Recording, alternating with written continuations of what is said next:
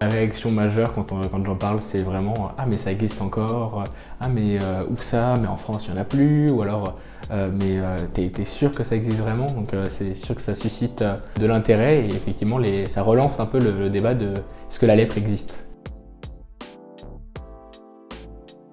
Je pense pas. Rencontrer un malade de la lèpre, c'est une chose anodine parce que au final, c'est une maladie qui se soigne et c'est pas contagieux de manière immédiate.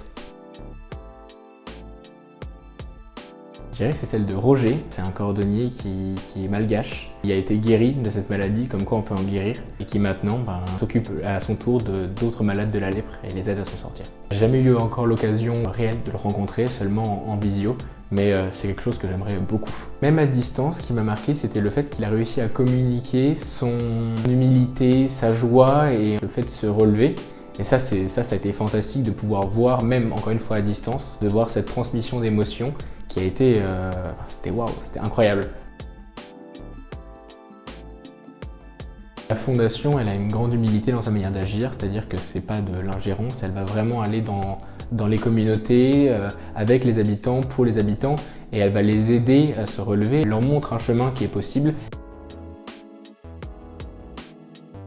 Si j'avais un jeune devant moi qui hésiterait, je lui dirais de ne pas hésiter justement, d'y aller, vas-y, fonce. Et rejoins une association, une fondation, Folro de préférence, mais pourquoi pas venir pour un stand sur les Journées mondiales de la lèpre ou tout simplement venir de manière ponctuelle pour nous aider, et ça c'est fantastique.